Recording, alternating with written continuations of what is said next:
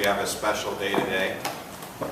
I heard about this a couple of years ago, so I'm very happy to be part of it. I got the phone call this week, and very happy to receive the good news. This is a special man that I got to meet years ago. I've been in South Beach now over 5 years, and through my journey here, I got to meet him and share my testimony of surviving cancer twice.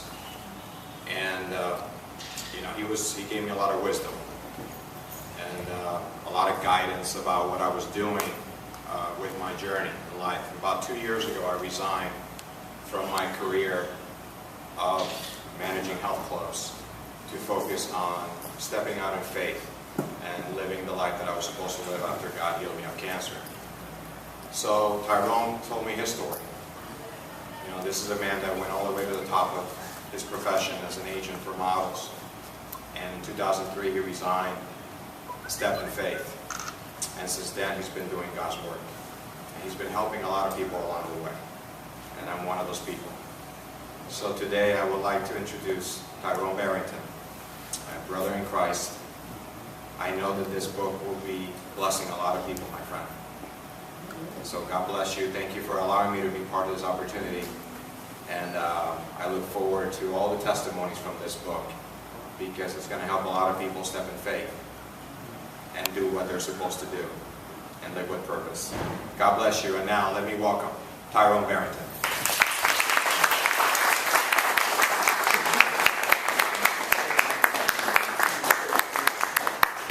Okay, this is really weird for me, so I usually am not the type who like to be in front of anybody. I like to just really stay in the background and do my work. So it's kind of really, I don't know, I think a bit very, very nerve-wracking for me, and this is even freaking me out having a mic in front of me too, so if you can't hear me, let me know. Once again, it's really difficult for me to even talk in front of people. I'm not really good at it. I'm usually much better one-on-one with people. I find that much more beautiful, just talking to people one-on-one and getting to know people and all that stuff. So I'm forced to do this now because of a book, and it's kind of a bit nerve-wracking, and today's like the launch to do it, and I'm forced to do the launch. I've been procrastinating about it. Not procrastinating, try not to do it because once again, I hate being in front of people, crowds of people, but I'm learning. And so I had an experience 2 weeks ago in Orlando where I was on a panel. I can be on a panel where there's other people on and talk, but on my own it's a bit tricky. Thank you so much, David. Thank you. God bless you. David is an inspiration to me, a real inspiration, a two-time cancer survivor. To me, that's amazing. Last year, in December 2012, I watched my cousin literally where they pulled the plug. The cancer had ravaged his body, and I was there when he basically took his last breath and stuff there. And then last year in May, there's a beautiful friend of mine that I work with. Her mom,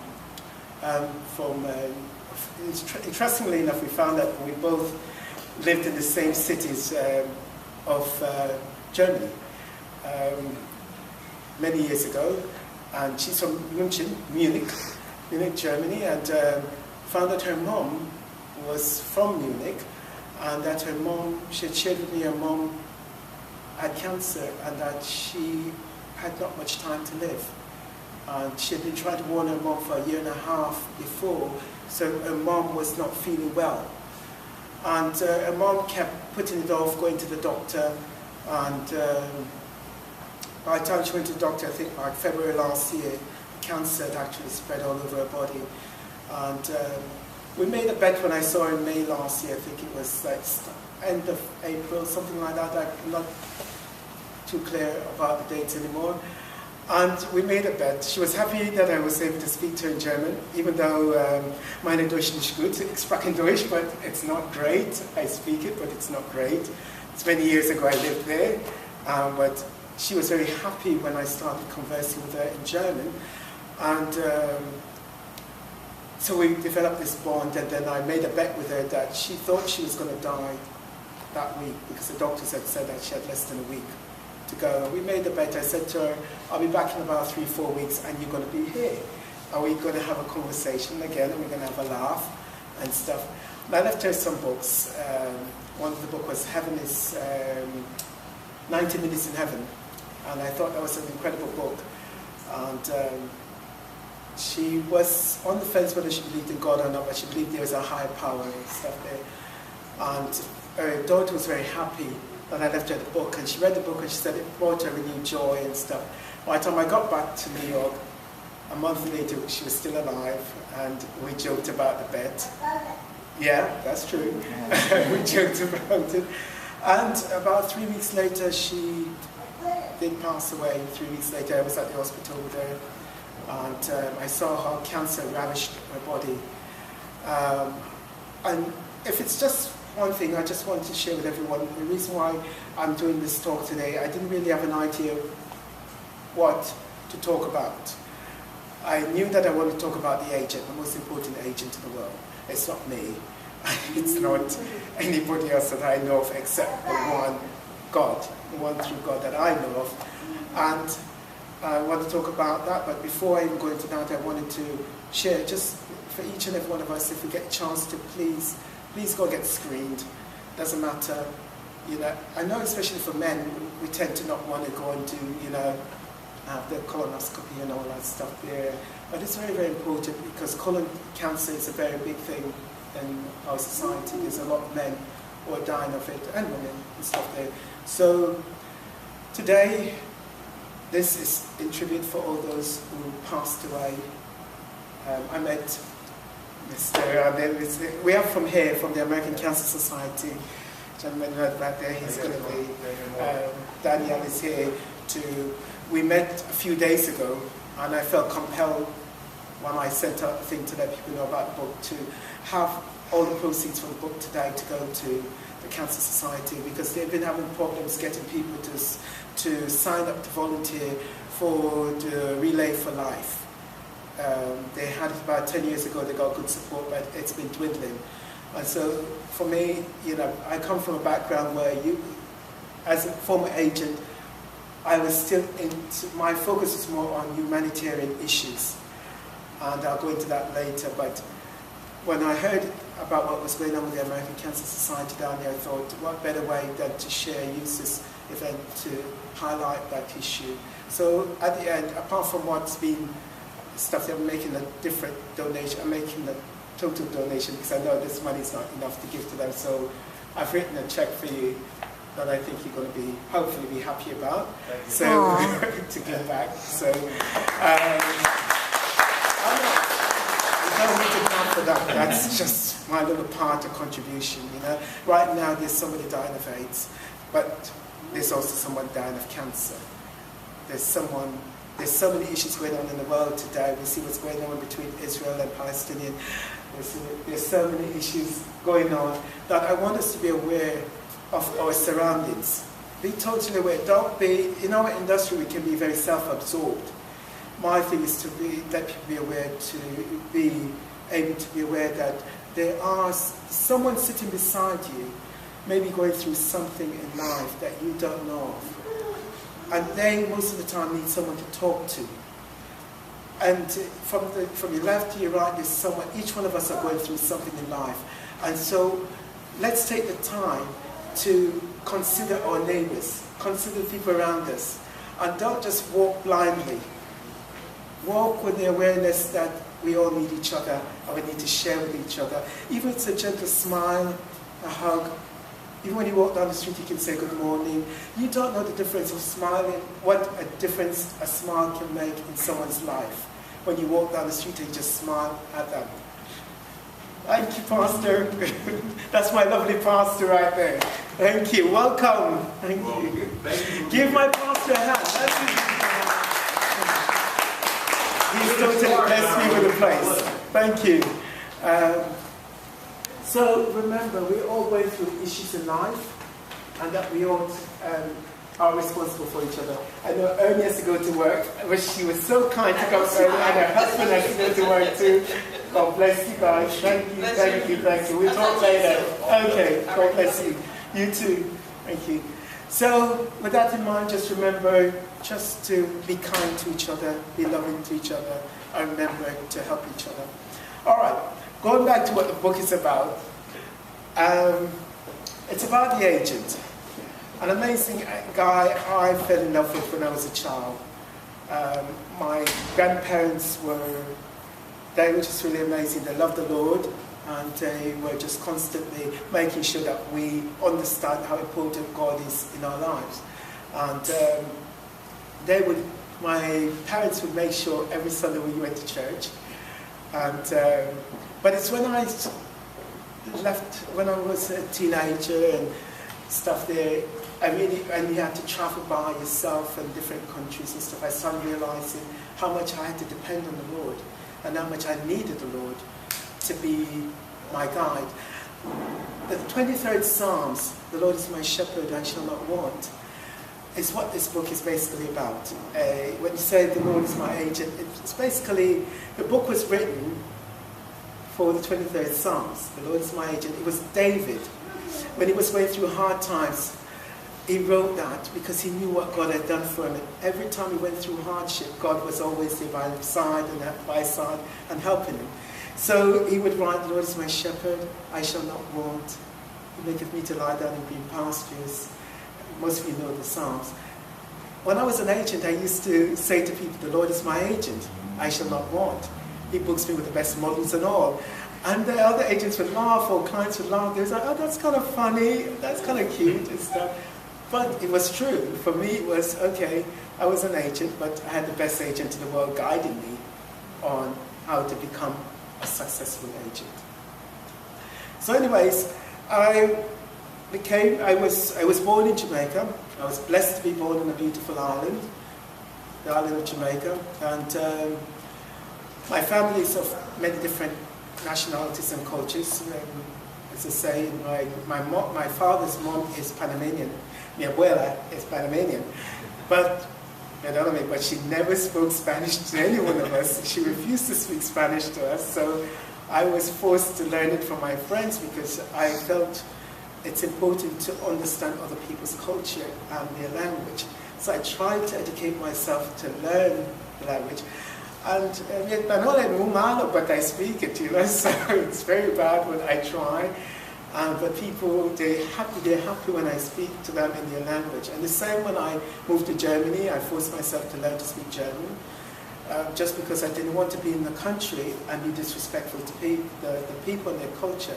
So I tried to educate myself about their language and their culture. Anyways, make a long story short, I was at the top of the game in the business, as I say, and I felt in my heart, God said to me, in December 2012, actually it was November 2012, I went to the Dominican Republic with a few agents and an editor from Vibe magazine. Now we were just chilling out in the Dominican Republic, and there I just felt the Lord was saying to me, walk away from everything. I just felt God was saying, you know what, how many more Vogues can you do? How many more Gucci's can you do? How many more Calvin Klein's, Versace campaigns, supermodels you can create, yada, yada, yada. I just felt it in my spirit, it was time to walk away. I'd actually felt it a few years before. And every time I tried to walk away, they would offer me more money. So the money kept going up and up and up, and they would offer me more and more and more, including part ownership of a company. And it became, tempting, but then I had no peace. In December of 2002, so it was November 2002 in the Dominican Republic at Thanksgiving when I felt the first strong calling stop. December, around Christmas, we were there for Christmas. It was about 6 of us, models, agents. I remember there was one top producer for Dolce & Gabbana, who was a friend of mine. And he worked with the top photographer, who was one of the biggest Vogue photographers out there. We were very good friends. And they did all these shoots with Madonna and everyone. And he was saying, we were there in the Dominican Republic for New Year's Eve. And I felt that strong urging again to walk away from everything. And I said to them, oh, I'm going to leave the business, I'm over it. I'm going to give myself 6 months. So anyways, you see how we try to plan things and God is saying, no, walk away. In January, I went back to the agency and there was no peace. I had no peace. I didn't want to be at the agency. I didn't want to see a model. I didn't want to hear from a client. I didn't care.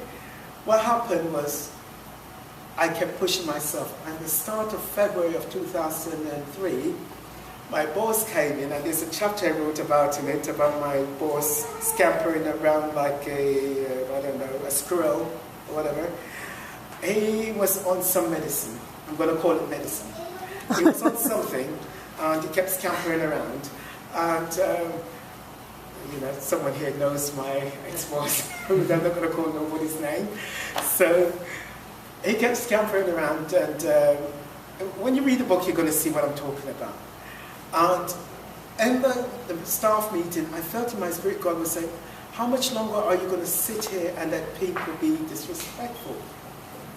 And the next thing you know, I went like, okay, Lord, I guess the baby. So anyways, I said, am I boring you guys? No, I know it's a baby. They're my best friends, my family. They've known me. I used to be a model I used to represent too, so a long time ago. He was a big supermodel.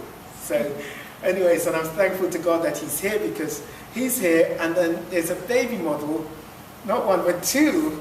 I found my lovely little sister Avery about 4 or 5 years ago when I moved out to Miami, and now she's now signed with a top model agency. So I'm thankful that both the new and the not so new, no, not old, not so new. But anyway, but we're all supermodels in our own right, because each one of us is a model of Christ. Always remember that. Each one of us is a living, walking testimony of Christ. And whatever you put out there, it will end up in there, right? Or somebody else is reading your life story as you walk about. So always remember that. Your life story is being written today, right now. Yesterday, today, tomorrow. So be careful what you say, do to others, because it is being recorded. So, like how she's recorded me. So, anyways, my boss kept doing that, and I just felt a strong urge in my heart. God said, are you going to sit here again? How long are you going to sit here and let this happen? And immediately I thought, wow, I need to quit now. So the next day I went home, and the next day I decided, okay, I'm going to give my resignation in. Mind you, I was making major 6 figures. I was a really top agent, as I said. At that time, I think I was one of the top 3 in the world, because it's recorded in the amount of Vogues you do each month, the Gucci campaigns, the Versace campaigns, the Saint Laurent, the Dior's, whatever. And I had a lot of models doing all those. And so I went in, and they thought, I called my boss. He had actually gone to Brazil the night after the meeting. So the next day I met with the people, and I said the other associates, and I gave my notice. They were shocked. They thought I was coming in to ask about my 10% ownership of the company. So I had to tell them that, no, I don't want the money. I don't want the ownership. I'm leaving the business. Well, I had no idea what I was going to do. I gave 3 weeks notice, and on February 28th, I walked away from everything. And when I walked away, you know that mat at the door? There was a mat at the agency. And there's a saying in the Bible, if you go onto them and they do not receive you, shake the dust off and move on. And as God is my witness, I literally started shaking the dust off and started saying, okay, Lord, I'm shaking the dust off. That's it. I'll never be in another model agency again. I won't be a model agent ever again. Just started laughing like a Cheshire cat. It was the happiest moment for me, walking away from everything. And that's what I did. Lauren is here. So I walked away from it, and the next day I was on a flight to Brazil. Mind you, I had no idea what I was going to do. For many years, I'd lived in Germany. I was a model scout in Germany. I lived in England, basically because part of my family is from there. And I worked in England as an agent. And I came to the United States, and I worked as an agent in the United States. And then I would go back and forth to France as working as an agent. And along the way, I got so blessed. It's hard to imagine, because I didn't speak French. But I would start learning a little bit words here and there. And interestingly enough, just like I used to do in Germany, I would take up newspapers and start learning to read the language. I found that it's much easier for me to read than to listen to someone, like on the music. Some people say they learn the language through music and stuff. I found, hey, I'm beautiful. I found it was much easier for me to take a newspaper and start trying to read and figure out what was being written, what was written in it and stuff. So anyways, in France, I started getting really good openings, doors opening in France to me. I would call up Chanel, and they were just so happy to talk to me, and they knew my French wasn't great, but they were just, oh, come in, Tyron, and I'd go in and talk to them. And then it got to a point where literally I would have in the kitchen, having lunch, dinner, whatever, with all these people. And having people like Karl Lagerfeld just, offering me dinner in their rooms and stuff. It just became like a family. 3 o'clock in the morning at Louis Vuitton, waiting for a model to do her fittings and stuff there, and at the same time helping Marc Jacobs, stuffing shoes or gift bags or whatever, So I became got a close relationship with them, that it became easy for me to go to Paris and sit in an hotel instead of an agency and book the models. So that, I guess, cemented my status as an agent, because while most agents depended on other agencies in other foreign countries to make their model successful, I would go in and literally sit in an hotel room. And I still remember this one little hotel in Paris. It was a small little hotel in a little area in the 18th district, Courcelles, I'm sure I will know where this is. And it was the smallest room, but I would always ask for room number 22. While my associates would go to the Ritz or wherever, they would get the big hotel rooms. I was happier in this small little hotel, so obscure, nobody knows what it is, not in any on any fancy street or anything, but I felt more at peace and stuff there. So, anyways, I left the business. I hung out on the beach in Brazil for a few weeks, no idea what to do, just kept talking to God, saying, okay, Lord, show me what to do. The reason this book came about is because I came back to the States and I had an offer from a top Vogue photographer who offered me to open up an agency, and I was tempted, but I didn't have any peace. Anyways, I'm not going to go into that because it's in the book there. But anyways, I had to walk away from all that again. It didn't start it. I went to Europe for them, and then when I got to Europe, and that's why you have to be, this book's about trusting what God has told you to do, following the steps, and we all have that instinct inside of us that God is telling us what to do. We all know what God has called us to do in life, but most of us allow fear and doubt, and I call them the world's two biggest supermodels, fear and doubt. Because when you step out in the world, if you see them on many covers, that's what I used to say. But when you step out to do something, fear always comes out and says, oh, that's going to be difficult, that's going to be, da. And if you can surpass fear, then doubt comes in, oh, it's going to be difficult. Mind you, if you can surpass fear, you can also surpass doubt. But most dreams are buried 6 feet under. If you go to a cemetery, most people who have ideas or dreams have it buried there, 6 feet under. They never achieve what they were called in life to do. And likewise, maybe in this room today, there are people in here who have, all of us have a dream of something to do, but we become so afraid of what people will think, or it's going to be hard, it's going to be difficult, so you never achieve that dream. And I'm encouraging you today to please step out. Don't let anyone or anything stop you when you know what's in your heart, because it's going to haunt you till your deathbed. Trust me on this one. And that's how this book came about, because after I became a casting director, when I came back from Brazil and Europe, I decided to do castings. And I could have easily walked away. This is how fear came in.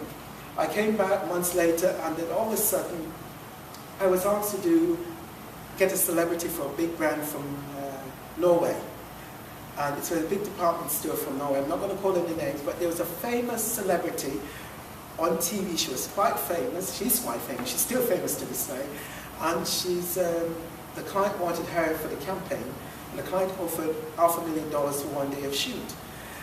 I spoke to her agents, and they agreed on the rate, but about 10 days, less than 10 days before the shoot, about 8 days before the photo shoot. Now we've been negotiating for about 6 weeks, 2 months, something like that. About 8 days before the photo shoot, and the client was arriving, she called the Friday. I remember distinctly it was a Friday because the following Friday was the shoot. And her agent called and said, oh, Miss So-and-so wants an extra $500,000 for the day to shoot this pattern. And for me, I'm like, are you crazy? That you can't do something like that. We've been going back and forth. We've agreed on this thing. The amount of money is $500,000 for one day of shoot. Nobody's going to see it in the United States. It's not going to be shown in Norway. It's not even a TV commercial. It's just a print catalog, not anything big. It's going to be in your store. That's all. And they said, yeah, but she's decided that she wants $500,000 more. She was the one who chose the photographer. She chose the people that she wanted. But for me, that talked about integrity. That comes to my mind, integrity. And I said, you know what, I'm telling you right now, and I'm going to tell you, and you can tell her, that I find her action deplorable, unethical, and I would never in my life as a casting director or producer ever call her in again with this sort of behavior. And I would never recommend her to any clients. And they're like, yeah, but you can go to your client and tell them that they can up their ante for $500,000 more. I said, no, I would not go to the client to ask for $500,000 more when you knew 6 weeks ago, up to a week ago, what the price was and you agreed on it. So, but during that time, I spoke to the lawyer and said, if this is what you want me to do, castings and stuff, you know, give me peace. And even if this job doesn't work, when I walk away from it, there'll still be peace. And I walked away from it. I was going to lose, actually, it was a $50,000 bonus I would have made from that job. And I walked away from it. Now, if I go back to the client, I would have made an extra $50,000. That would have been $100,000. But the whole thing was about ethics. The right to do what's right and honest. And so I walked away from all that, but I called Target and I said to Target, let me know if you ever need any models, celebrities, not models. And the lady said to me, well, you know, we've been having a hard time with this casting. Do you do castings for real people, models and all that? I said, sure, sure, sure. And they're like, okay, can you help us? Anyway, make a long story short, I did a casting within 2 days. We were supposed to book about probably 50 or 60, maybe more, talents. From babies, pregnant moms, models, grandma, grandpa, everything. And within 2 days, I'd done the whole casting. And the client was shocked because they had 2 other casting agents a month before, or 2 months before, tried to do it and they couldn't achieve it. So within 2 days, got it done. But that goes to show that sometimes when you don't know something and you try and do it, you can achieve it quickly. But if you start thinking about it, then it becomes more complicated and more difficult. Sometimes you have to, like what I love about the disciple Peter. Peter, when they were in the boat and Christ was walking on the water, Peter, when he saw the Lord walking on the water, he said to the Lord, Lord, if that's you, beckon me to come. And the Lord said, Peter, come. Peter was the only one who got out of the boat. There were 12 disciples in the boat, but Peter got out. And Peter started walking on the water. The moment Peter started doubting himself, that's when he started to drown. Mind you, think of how many steps he made on that water. But the minute he said, wait a second, nobody walks on water, that's when he started drowning and the Lord had to save him. That teaches us a lesson. The minute we start doubting ourselves, things start to go awry. So maybe that's just something for you guys to think about. Doubt yourself, don't be fearful, whatever stuff there. The book once again came about because about 6 years ago,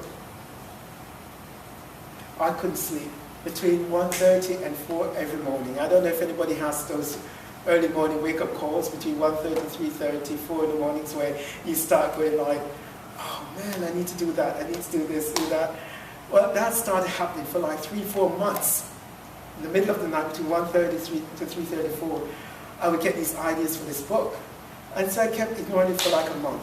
Anyways, make a long story short again, I decided to put, a notepad at the bed. And in the middle of the night, I wouldn't turn the lights on, I would walk right in the dark. So I'd write all these notes in the morning, sometimes I'm trying to figure out what it was. Anyways, I stepped out in faith to write this book. And in it, it goes from the first part of my journey, and the second part, it goes into some of the stories of what I've things of how life is. I don't even want to read them because I know this is a long talk and I don't want to bore you guys anymore because I'm even bored myself. So I'm listening to myself. So when you get the book, just making fun of myself, But when you get the book, you're going to see some stories in there. There's some stories that are really funny and there's some stories that are really inspirational. And the most inspirational one for me is of the most important thing I did in the industry, that I think I did. And it was to do with when I think it was in 1997. And one of my models, she was a top Vogue model, and she was the Revlon girl before Halle Berry signed the contract. So for a year, she was that Revlon girl. And she's from Somalia, and her name is Waris. And Waris Deary was one of my models, and she was doing all these Vogues, everything. But every month around the same time, she would be drunk. And so I kept figuring, what's going on with Waris? We called her Grandma, because she was like a real grandma to us. She was, when you hear her accent, you will see why. She's very wise, very loving, very kind. Anyways, Grandma, one day we sat down and said, Grandma, what's the problem? And she says, babe, like she always speaks, babe. And she goes,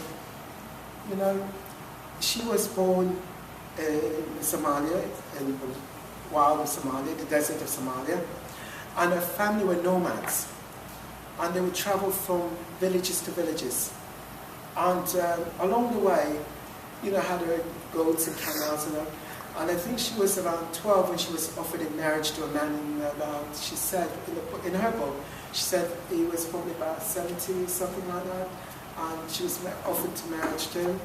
And she had said no, because she said at that point she knew that there was more to where she was in the desert than just being a desert girl, a camel girl. So what she did, she literally, but right before that, I think it was like 11 years old, she was taken to her mom, and her sister took her one morning, very, very early in the morning, and they took her to this area in the woods, and they tied her down, and they did what we now know as FGM, female genital mutilation. They used a rusty razor blade. It's an old rusty razor blade. And I won't go into the story because there are kids in there. So, but when you read the book, you'll see what I'm talking about. And two of her sisters died from it.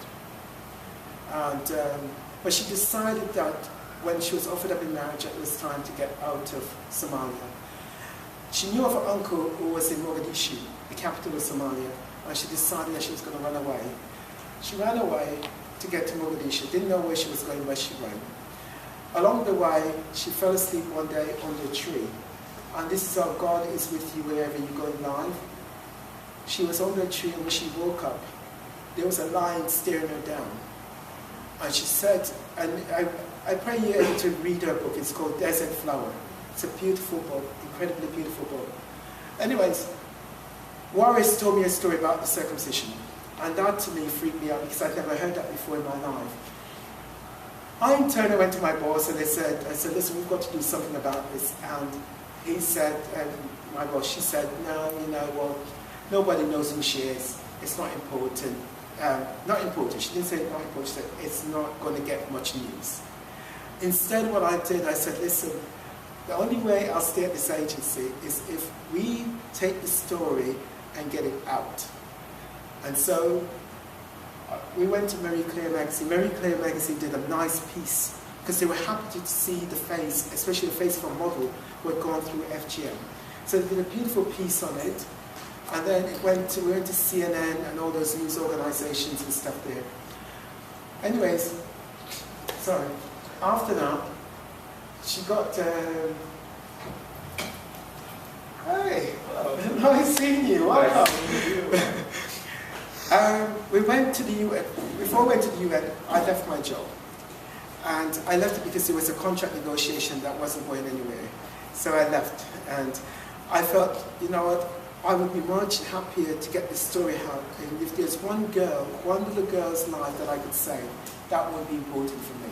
Then I feel that I've done something good in life. And so went to the UN, And at the UN, they were so excited to find a face to this whole stuff there. So she became a UN ambassador for women's rights on the issue of FGM, genital mutilation. And from there on, the story took a life of its own. We got her a book deal. Next thing you know, she was on Barbara Walters. We had two offers, one from Barbara Walters and one from Oprah. We chose Barbara Walters simply because Oprah could not guarantee that she would air the story, because if something of an emergency came through, she would have to cut that story. But Barbara Walters signed an agreement that she would air it without any interruption. And so basically something like that. And so we decided to go with Barbara Walters. So on ABC 2020, Waris's story went live. And she became the celebrity. Now there's a movie done with Leah Kebebe starring in it, and you know, she became a UN ambassador. We got Congress to pass laws, House of Parliament in England, in France, in Germany, all over the world. I think there's like 14 African states that pass laws banning FGM, in Australia, Brazil, all over the world. What I'm trying to say to you, sometimes God gives each of you. Please stop you there, because that is amazing.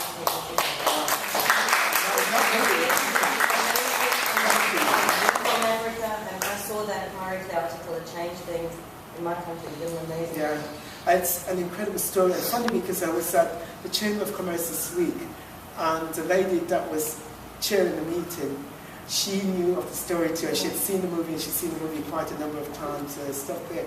But no, thank you so much for the applause, but you know what, it's the fact that each one of us has something in us that God is telling us to do.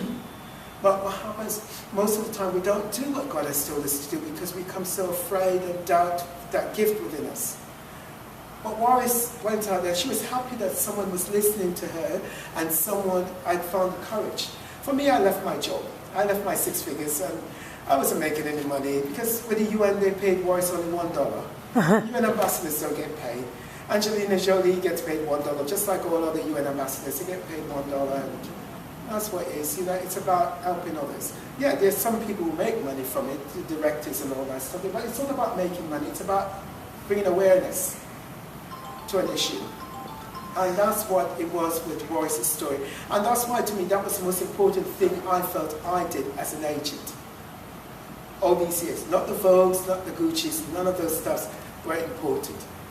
Just the fact that there was this one girl, little girl from Somalia, from the desert, who literally took that moment to share her story with me. And God knew the reasons why He took her to me, because she was with other agencies before, and for them, they didn't really, I don't want to say they didn't care. I don't know if they knew how much they knew about the story, but anyways, Waris now, we decided to get her a book deal, tell the story. She's on, I think, 4th book at the moment. She lives in Poland now. She's adopted 2 kids. She has her own child. And she's adopted 2 kids from Somalia, and they live in Poland. She was an English resident because she got asylum in England. And then she came to the US, lived in the US, but then decided she wanted to go back to Europe. The Viennese government gave her residence also. But when she went to Poland, she needed a break, and she went to Poland. She's a big star in Germany. She's well loved in Germany. And in fact, most of her books now are launched in Germany. And then goes, I think she's on the 4th book, or maybe going on the 5th, something like that. But her story, she listened to everything I told her to do. And that was what I think being an agent is when you tell your model what to do, and they listen, and they hear you, and they adhere to what you say. Those are the ones I know of who went on to become supermodels in my camp, of the ones I represented. Some became just regular working girls, meaning that they became catalog girls. They made $250, $350, $400, $500,000, even $1 million, but nobody really knew who they were, whatever. And then those others who really listened became the stars. And I won't name the stars here, it's not important. Some of their names are in the books, some are not, because I try not to divulge too much information. When I was an agent, the reason why most of the girls I work with loved the way I work was because I never shared their secrets to the press. I thought it was important to keep everything private. I knew who they were dating, I knew the celebs who were calling, who were not calling, who they were going out with, but it was not important to the press. So when the press would call, it would be no comment, it's not my business. That's it. And the girls like that, so they knew they could trust me not to divulge their secrets and stuff there. But anyways, that's basically what I wanted to share with you guys. I don't think there's any need to. I mean, there's stuff in there. People want me to talk about the gossips. There was no need to talk about the gossips. I don't think there's none in there. I mean, the only gossip I can talk about is me making a fool of myself when I left Germany. I went back to England and I was broke. And I got myself a little job in London. It's in a restaurant, a French restaurant called Bill Stickers. It's no longer around. It was in Leicester Square, London. And maybe I can share this. It's not really that funny, but in the book it may sound more funny, but it was really funny for me at that time. But anyways, at Leicester Square, they had a Christmas tree outside the building. And it was about 18-foot Christmas tree, and on the ledge, they put a strap in, and they had a fairy, a guy dressed in a pink tutu, and a Tina Turner wig. So he would sit on the top of the ledge. So it appears that he was sitting on the top of the Christmas tree, and he wasn't, but it was a bit hilarious. So in England, Lauren, you may know this, they have Christmas crackers, and he would throw out Christmas crackers out. The Christmas crackers in England is where you break it and inside they have little trinkets, little gifts and stuff like that. And he would throw out the crackers or fake snow and say, "Merry Christmas," and the press loved it. Anyways, he had a fight with the owners or the manager and he quit. So they turned and they said, "Tyron," so you know where the story's going. And one of the things I had a hard time doing was putting it in the book because I was afraid my aunts and uncles in England and my cousins would read it and go, "How dare he?" Thought that must be nuts, how come they didn't know this?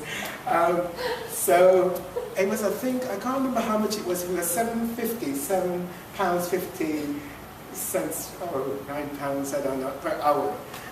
In the 80s, it was a lot of money in England. Trust me, it was a lot of money. I used to work 60, 80 hours a week sometimes, not really 80, maybe 75 or so, sometimes 80 a week. Sometimes I would do double shifts, 4 days in a row. Really, really hard. But it's what you do when you want to survive, because the taxes, in England it wasn't paying much. My rent was £40 a week.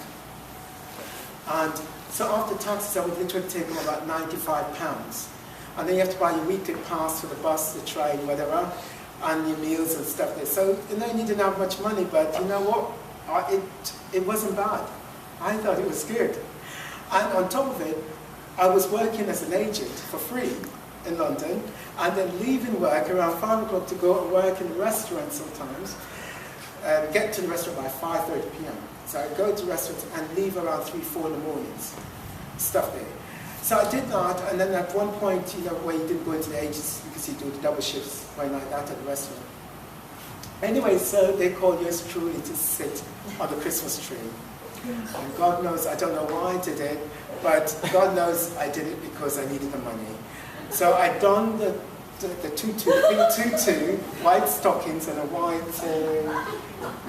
ballerina kind of shoes, whatever they call it, and a Tina Turner wig, red lipstick, and I sat on the top of the Christmas tree. We need a picture. Thank God it's not out there. Thank God. I'm serious. But the most hilarious part about this is that I would sit on the top of the Christmas tree and the blokes would pass and they thought I was a real girl. And so I would throw down the Christmas crackers and the fake snow and I go, "Oh, Merry Christmas, Merry Christmas," all cute and all that. And the guys, as we call them blokes in England, they would come into the restaurant, they go to the bar and they sit there, order a drink, and they would talk about the bird. And they call a girl a bird. And then so they said, "The bird on the Christmas tree, she's really cute, No kidding. So they would sit there trying to get me to come off a Christmas tree to come down and sit at the bar with them. So go figure. So Danny was the name of one of the bartenders. He thought it was a bit hilarious. He would play them along. So they buy a minute drinks, and then he would say, "Oh, you know, I hate to tell you, but that's a bloke on the tree." So that was my foray in drags, and so that's a bit hysterical. It's in there, it talks about it, but also what was really funny, I came to the US, and then all of a sudden I went to LA because there's a top photographer, Herbert, he's now deceased. Herbert was one of the most famous photographers in fashion. They did all those Janet Jackson videos, the one black and white with Diamond and all those guys. Herbert was the photographer in the late 80s, mid-late 80s, up to when he passed away. He did Tina Turner, everybody. But he was notorious for his birthday parties. And his birthday parties, you would have paparazzi, I'm not kidding you, 250 or more hang out, trying to get to see who's coming into the parties. Now, the first time I went to LA to scout models, I met with a guy named Paul Fisher. And Paul Fisher was the top LA agent. Paul Fisher was friends with Herbert, Stephen Meisel, and all these guys. And he was representing Naomi, Stephanie Seymour, all those supermodels. He had those girls. And Paul Fisher was the bomb. So Omar was the agent who ran the men's division. Paul ran the women's division. And Omar is from Panama. So we had a lot in common, even though I wasn't born in Panama. So we would joke about, you know, he was born in Panama, my grandmother's Panamanian from my dad's side. And so we joke about, so we became friends. So once they gave me an invitation to Herbert's party, the most coveted party in LA of the year. All of a sudden, I get to the party, it was the first party I went to, and then people were saying, oh, there was Jodie Foster there, we're dancing with Jodie Foster. Now, mind you, I had no idea who Jodie Foster was, and all these guys. So next thing you know, it was dark in the party at one point, and I was going upstairs because it was full of cigarette smoke, and it was making me hard to breathe. So I decided to go on the rooftop at the studio. So I'm walking through, and it was packed. So I bumped into this lady, and I said, "I'm sorry." And she turned around and said, "Oh, don't worry, babe, how are you doing?" I said, "I'm good." I said, "It's really hot in here." She said, "Yeah, it's really hot." She said, "Where are you going?" So I'm going upstairs. I'm going to stay outside because it's just too hot inside. She said, "Me too, I'm going upstairs." Yeah? I said, "Oh, okay." She says, "All right, so I'll see you upstairs?" Sure, sure. Something like that, the conversation went. And I said, "All right, sweetie, we'll see each other outside." Next thing you know, I was with a friend of mine, Sven. He's from Sweden. And Sven went, "You know her?" I said, "No, who's she?" He's like, "You don't know her?" I said, "No, who's she?" He said, "That's Tina Turner." And I thought, oh my God, I just was talking to Tina Turner. If only she knew I wore a wig on a Christmas tree. That was the first thing that came to my mind. I thought, you know, I should have told her, "Oh, I wore your wig." You know, not a wig, you know, but a replica for a wig, you know, on a Christmas tree. But anyways, that's as much, you know, gossip that you're going to get in this book, you know. It's my story. It's a story that God gave to me. It's a journey that the Lord took me on. And that's why I said to you at the start, we're all writing a book every day. There's a chapter we're writing every day. Today you're writing your chapter. It's what people are going to read later on. It's what people are going to read when you walk down the street. What is it that you're telling people when you walk down the street? What epistle, what book are you writing? What are you sending out to people? It's important to make sure what you're doing in life is going to be pleasing to God, but most importantly, pleasing to yourself. It's going to be important that it's be pleasing to you, but I think it's most importantly that it's pleasing to God, that what you do in life touch someone's heart, touch someone's life, and make a difference. And as with Warris changed my life. She's now like family to me. I just got a call a few months ago from her asking me for her help. She has her 2 kids from Somalia. The Viennese government won't allow her in Vienna with them unless they learn to speak German. And she actually taken them from Somalia into Poland, and now they're learning Polish, but now she's got to force them now to not only learn Polish, now how to rethink their thoughts, to retrain their thoughts to speak Viennese, to speak German, you know. So that's what she's going through, and she was asking me for her help. She's now on the board of advisory for Selma Hayek's husband foundation. She's one of 8 women chosen around the world who are making a difference. She left the UN a few years ago, and she's now doing the foundation with Selma Hayek's husband there. And Selma Hayek is one of the 8 women that Warris is working with. and they go around making a difference. Women's rights, they talk about women's rights and women's issues, yada yada. So my story is that, you know what, you don't know what difference you're making in someone's life, even when you smile at them. You don't know what someone may be thinking of today to maybe commit suicide. And you just passing by and said, oh, you look good, I like your hair, I like your smile, your eyes are beautiful. Just something beautiful you say to someone can change their life.